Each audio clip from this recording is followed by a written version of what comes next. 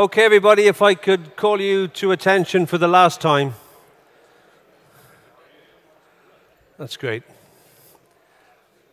Okay, last night I was sat next to David, and his placemat said Scotty David, but he says he'll answer to anything. But David Scotty was educated in the UK, so he's about to talk a lot of sense, but that comes with a UK education, degree in Aberdeen, and the first 8 years at work there. He's head of HSE Culture, Communication and Training at Saipem, and returned to Italy to join Saipem and devote himself to the development of leadership in health and safety and a program designed to transform leaders into safety leaders. He's also General Secretary of the LHS Foundation, a non-profit organisation established by Saipem with a mission to raise the safety culture of both industry and society. So, David Scotty. Thank you. Good afternoon, everyone, and it is a great pleasure to be here. Thanks to the organizer for inviting me in this amazing forum. What I would like to do, I would like to share some personal reflection on safety leadership to follow up to what has been discussed so far. And also I would like to take you through the amazing journey of Saipem in its organizational safety cultural transformation. But first of all, I would like to share with you a personal story, a story that is important to me, and a story that certainly influenced a lot what I do, particularly professionally. It's a story of 26 years ago. And at the time I was 20, I was studying at my local university in Piacenza, in the north of Italy, in the Po Valley. And I was spending most mornings at the university studying, and most afternoon actually working, as I got a job as a sales representative, working for a company producing fire extinguishers and safety signs. And that was pure coincidence. That day was May 1996. I was driving back to town after an afternoon spent around the countryside to visit shops, farmers, and small enterprises, trying to sell my fire extinguishers. And I was driving back to town with my Fiat, my old Fiat Ritmo. And at some point, at the end of the road, I could see a couple of cars parked on the edge, a few people standing, looking at something over the field. So I slowed down to see what happened, and I see that an accident just occurred. A car, probably because of speed, went off-road, rolled over, and was now capsized in the middle of the field with the driver entrapped into the car, unable to get out, screaming for help. And his mate, his passenger, that was probably ejected out during the rollover, was lying next to the car with a leg badly injured, crying, asking for help. The situation was dramatic. But the most dramatic thing is that the car set on fire. And this with the desperation of people around there, because at the time there were not many mobile phones, so some people running on the road to look for help. At that moment, it came to my mind that, thanks God, I had a fire extinguisher in the boot of my car. So I ran to take it, and then I did what I never done before, and what any one of you would have done at my place. You know, you got the fire extinguisher, you got to use it. So I jumped into the field, I got close enough to the car, and I managed to extinguish that fire, probably saving the lives of these two boys. But what I will never forget is what happens next. After a few minutes, when finally the emergency arrived, the ambulance, the police, the fire brigade. And I will never forget this fireman jumping off from the lorry, from his lorry, when he looked around and understood what just happened. When he looked at this guy, you know, this young guy of the time with long hairs, with the jeans dirty, with mud and grass, and in my hand, the fire extinguisher that I just used. When he saw me, understanding what just happened, he came to me, looking straight into my eyes, he put a hand on my shoulder, and he just said one word. Grazie. Thanks. But that word, that hand, that look in me created a shock, because in that moment in time, I really understood what safety is about. In that moment in time, safety gained a completely different meaning. In that moment, safety became an intrinsic value, a real value that could have saved my life, as actually happened a few years later, but that's another story. a value that could have saved the life of someone else has actually happened on that day. And a powerful idea instilled into my mind in that moment, that there is no personal change unless there is personal engagement. There is no personal change unless there is personal engagement.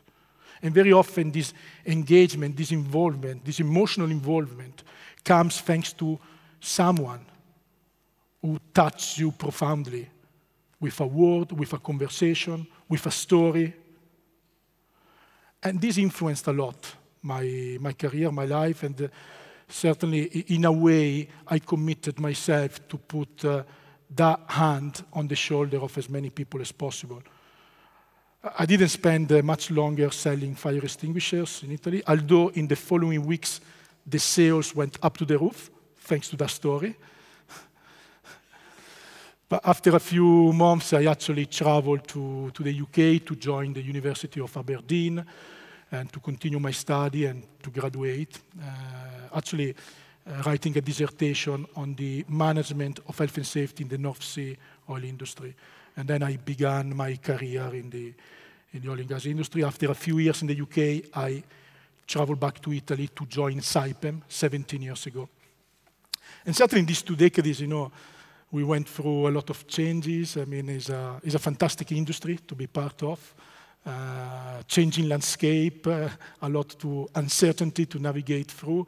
And in these 17 years in Saipem, we went through many changes, 2 major acquisitions, the consolidation from our parent company, E&I, market downturns, major organizations, 4 different CEOs I've been working with, the energy transition, the pandemic, crisis following catastrophic accidents, and so on. And what I learned is that safety leadership is a critical ingredient in navigating through change. Especially in VUCA moments, safety leaders are required, leaders generally, of course, are required to be flexible, to adapt to the situation, to ask themselves and to the people around new and powerful questions. And the mindset of a safety leader is certainly equipped with a moral compass, intrinsic values, unequivocal priorities to manage change. And when a leader is well equipped to manage change, certainly this can reduce uncertainty. In Saipem, we go through challenges and complexities every day. We are a contractor involved in the design, construction, and operation of complex plants and infrastructures, working both offshore and onshore. 35,000 people coming from more than 100 different nationalities, working in remote location, challenging environment, involved in risky and challenging operations. And certainly the greatest challenge for us is to keep our people healthy and safe, to protect them. And a few years ago, we began a transformational process with the vision to create a robust health and safety culture by multiplying safety leadership. We achieved that thanks to a program called Leadership in Health and Safety, totally internally developed in Saipem. We call it LIS in Italian, or LIHS, a program that had the vision to transform our leaders into effective safety leaders. A program that has been rolled out globally for the last 15 years, internally in Saipem and also externally, thanks to our LHS Foundation, a no-profit organization that Saipem created in 2010 with the aim to share this methodology with the whole industry. And the mission of the foundation is to raise the health and safety culture in both industry and society. And the basic idea of leadership in safety, as I said, is to transform leaders into safety leaders with the belief that leadership, above anything else, has the power to influence cultures, to influence behaviors, and therefore shaping culture. Let me quote Leandro Herrero, the creator of viral change, when he says, there is no cultural change unless it is behavioral change. And I really believe in that. Today we mentioned culture many times. We gave many different and good definitions of culture. And the one I prefer is the informal definition of culture when it's defined as the way we do things here. Of course, culture is the combination of many things: values, beliefs, attitudes, habits, traditions, rituals, written rules, unwritten rules, shared by a community, shared by an organization, shared by a nation. But at the end of the day, if you want to observe a culture, you look at culture by looking at the behaviors, at the way we do things. So, very important for our leaders, for our formal leaders, to understand the importance of their role in influencing the people around them. Very important for our informal leaders to understand the importance of the gift they have in terms of natural talent in influencing the people around. What I like to say to our leaders, but is applicable, I guess, to any one of us, people see what we do, and people see what we don't do. Also, people listen to what we say and listen to what we don't say. And whatever we say, don't say, do or don't do, somehow influence the people around.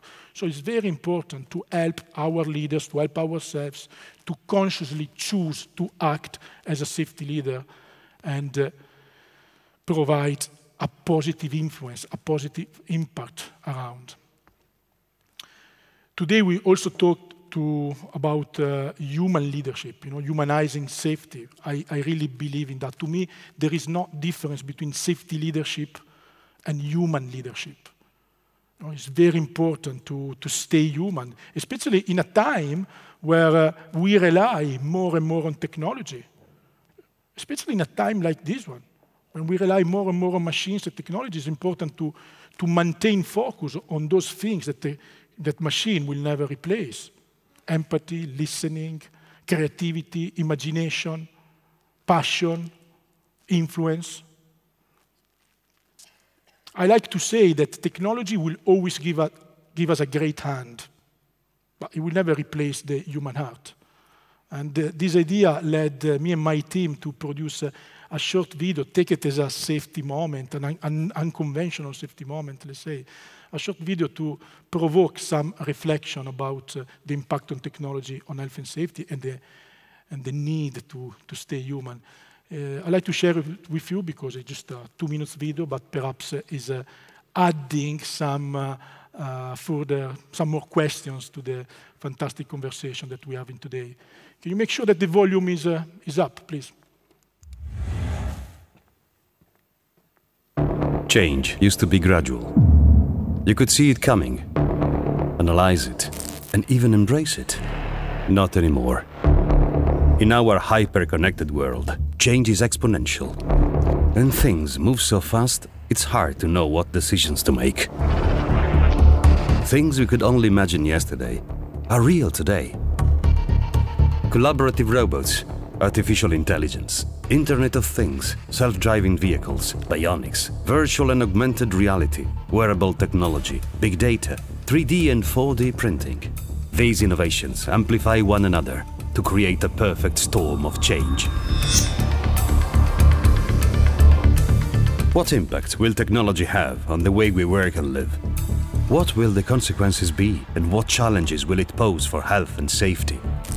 If robotics and automation may mean people are less likely to work in dangerous environments, the digital workplace will have consequences at a social, psychological, and organizational level. Just think about the possibility of continuously monitoring workers, the management of work using algorithms, as well as the increase in ergonomic risks caused by new human-machine interfaces and the increase in online and mobile work. Let's make sure this relentless process of innovation doesn't overwhelm us. Let's take the lead. How? By staying human. In the vortex of change, uniquely human characteristics like creativity, imagination, intuition, emotion, and ethics are the only things that remain constant. Values like honesty and justice, the ability to come together and cooperate, feelings of friendship, trust, and love, the search for happiness and safety. All these things describe the endless frontiers of human life, a picture that machines will never draw. Technology will certainly lend us a hand more and more, but it will never replace the human heart. We need to learn to know and understand technology without being afraid of it. Only then will we make the best use of it. As the futurist Gerd Leonard said, the future is in technology, but the bigger future lies in transcending it.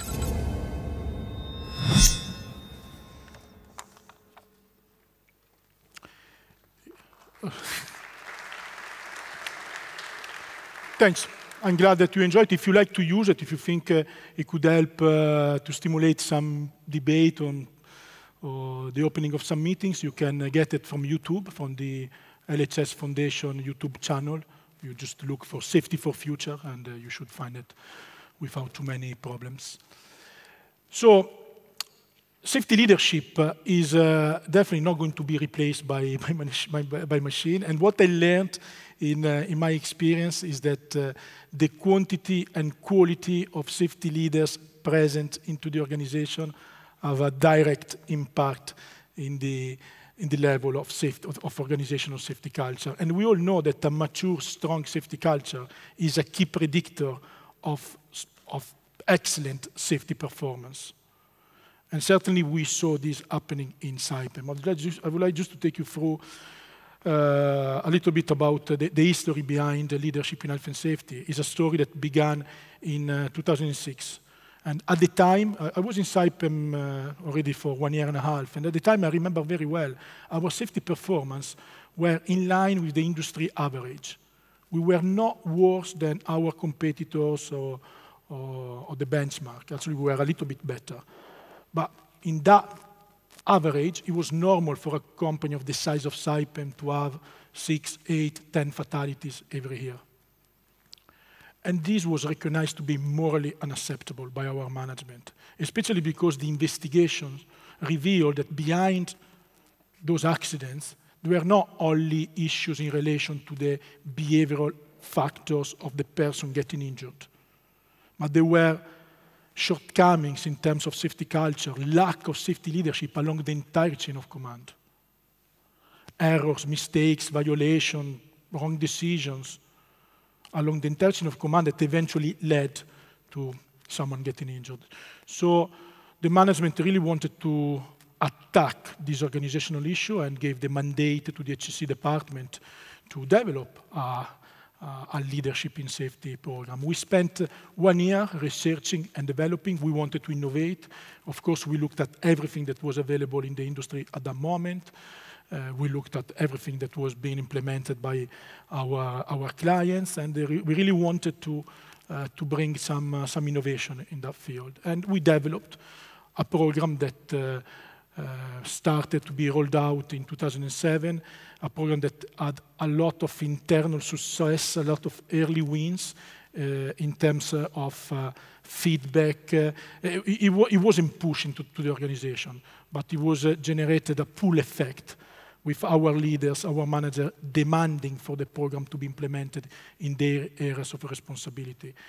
And following this internal success in Saipem, the success became also external with some of our clients requesting Saipem to make the program available in their projects also where Saipem wasn't present. This, of course, made us very proud and led to the idea of creating the foundation, the no-profit organization, as a way to share in a more official way the methodology.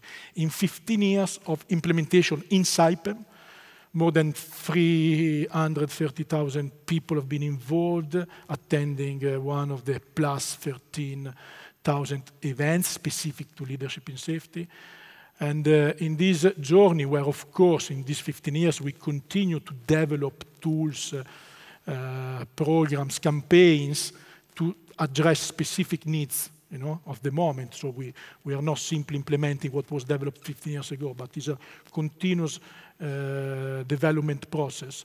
And I would like to show you in the next slide the actually safety performance of Saipem over these 15 years' time. There is generally, informally speaking, in Saipem, there are people referring to a time before LIS and a time after this. A time before 2007 and after 2007. And you see that as the number of people grew constantly through the years, number of people involved in the program, the safety performance stayed yet constantly reduced. This line is the total recordable frequency rate. And there have been moments during this journey where we entered into new plateaus. And we ask ourselves, what can we do to break these new plateaus? And of course, there have been specific initiatives. I just highlight a couple of them here, where we actually try to attack the current plateau to enter to the next plateau. And we've done that, particularly in 2015 with the We Want Zero campaign, and between 2019 and 2020 with the new edition of the life-saving rules. And I'm very pleased, to say that in 2021, for the first time in our history, we achieved the amazing result of 0 fatalities. For a company of the size of Saipem, for the millions of hours worked, is a great achievement. It's something that we are very proud that didn't happen by chance or luck. Is the result of continuous, relentless commitment, passion, engagement for all levels of the organization. But it is something that we didn't celebrate internally in order not to give any false sense of achievement. Unfortunately, we still have very bad accident, high potential, and we are working hard to reduce them as much as we can. Going back to the cultural change program, to the cultural change initiative, I would like to give you some highlights, briefly, of course, of the key success factors of this cultural change program. Many times we are asked this question, and of course, we ask ourselves, okay, what made the program successful over the years? We have a big list of things, of course, but I want to highlight just a few things that I think are useful for you to know, because they are replicable. There are things that you can implement in any campaign, in any initiative, and as they led the success of our leadership and safety program, certainly can lead to the success of other initiatives. First of all, we are talking about a cultural change initiative, not a communication campaign, not a training program. So it's a well-structured program with multi-phased through time and multi-level to address different levels of the organization, with a clear strategy to first implement a top-down effect and accelerate the change with bottom-up. Top-down, because a program like this must start from the very top of the organization with the visible and credible leadership who is in charge, and has been cascaded down for each management level before reaching the workforce. And once this top-down has been completed, the change has been accelerated with a bottom-up effect, actually engaging the informal leaders of the organization. Something that made the program very successful is certainly the workshop, the Leadership in Safety workshop. And a one-day event designed for all our managers and leaders, a kind of life-changing event. Is a program, is a day designed to transform our leaders into safety leaders, to reawake their intrinsic values, and to give them the practical tools that they can put in practice to actually disseminate safety leadership and grow themselves as safety leaders. So it's maybe some people in the room have attended the Leadership in Safety workshop, as we are also, as I said, sharing it externally. We delivered 3,500 of this workshop in 15 years, half of them in Saipem and the other half in other companies that are implementing the program. So it's a very strong event that is needed to motivate people and especially to give awareness and practical tools. But a program like this cannot survive without the visible and credible leadership from people on top. This program survived through 4 different CEOs, and each CEO embraced the program, committed himself, and and was fantastic, because it means that there is a very good continuity in the program. Also, an important success factor is also the aggregation, the creation of this pool of passionate HSC managers, because the HSC department is fundamental, of course, in leading, in managing programs like this, but they need to stay on the backstage, because it's a safety leadership initiative, has to be led by safety leaders themselves. But our HSC department, our HSC managers are very critical in supporting the leaders in growing the safety leadership and also in engaging the workforce. And this program certainly gave the opportunity to many of our HSC professionals the opportunity to grow their soft skills, to develop their soft skills in terms of communication, delivery of high-influential events. And this development also led them to obtain much more trust and credibility with the operational managers operating in their areas. Another thing that made the program very successful, and we know that it works because we saw it also this morning, is the use of non-conventional communication to reach heart and minds, to really touch emotions. This morning we had a fantastic, theater representation. We had a lot of storytellings during the presentations. What we also did in Saipem is to use the language of cinema. We produced real movies, real drama, to support specific phases of the program. And this is a fantastic way to engage the audience emotionally, to link them to the content that you want to deliver, but you first making them a little bit more vulnerable to digest the more rational content. And it's great when people empathize with the characters they see on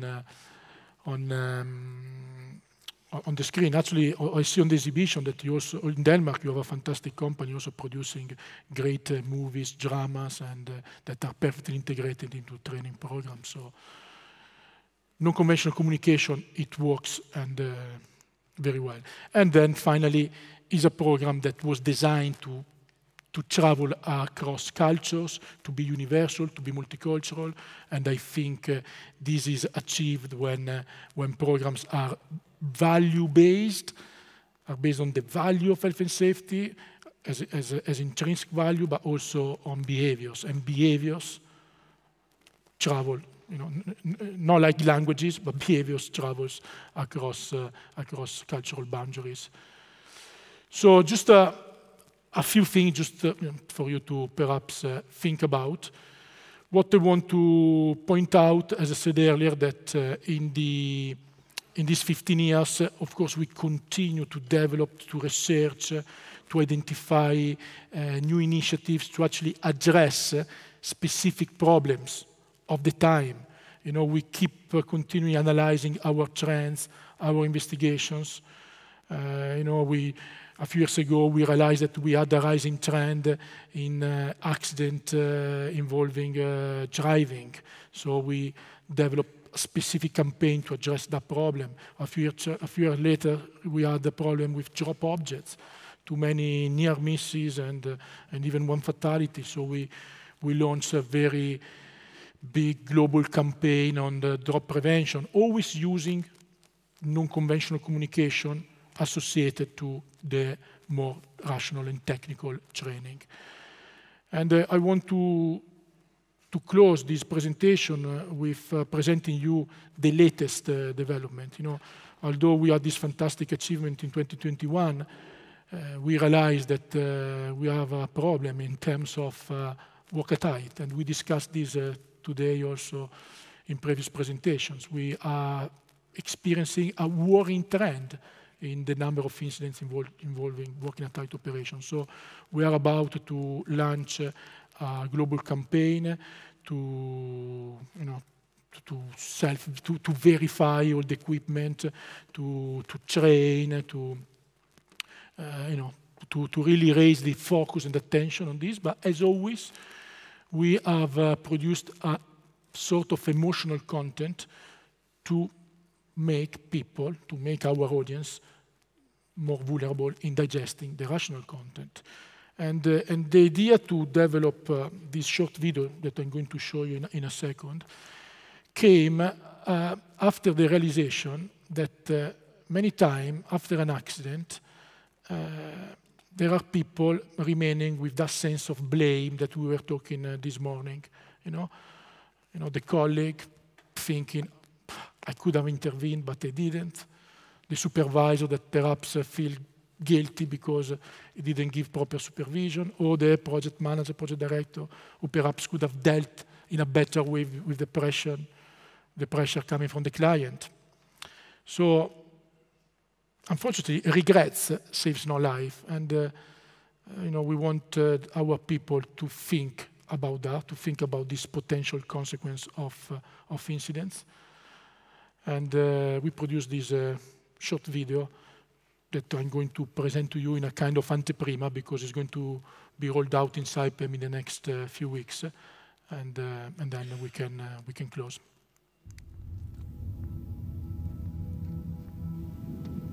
They say that it's when you make mistakes that you learn the most.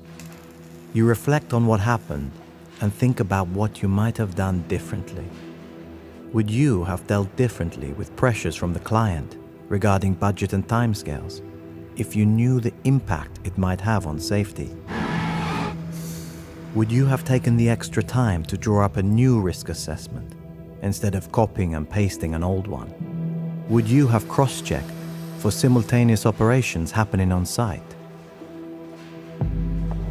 Perhaps you wouldn't have overlooked the shortcuts that people were taking on a regular basis. Maybe you would have made 100% sure that the team was competent and fully aware of the risks before starting work. You could have taken the time to do a proper permit, toolbox talk, and ensured everyone was familiar with the environment. Maybe you should have followed the activities of your team more closely. You wish you had intervened earlier. Me, I could have listened. I would have followed the life-saving rules. I should have learned from mistakes I'd already made, instead of waiting to learn from this one. Safety is not responsibility of somebody else. We are all safety leaders.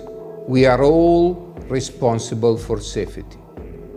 Each of us has the duty and must report each non-conformities, has to exercise his stop work authority. And this is what really can save lives. It is really what can save injuries. This is really what can save incidents. Regretting is definitely not enough.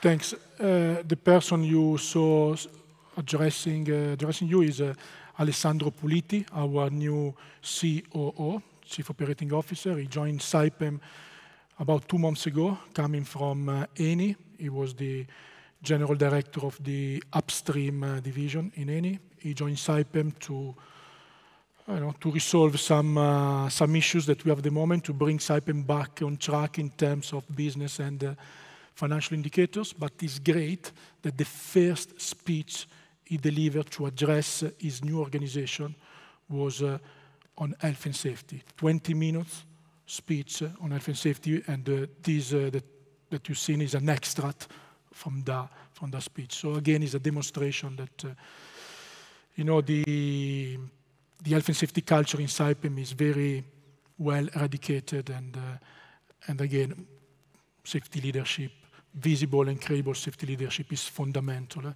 to maintain that, to continue this journey. I hope this short presentation stimulates some further thinking. Difficult to add stuff to a fantastic day where we shared so much content, but I'm very happy to continue this conversation at any time. Thank you very much.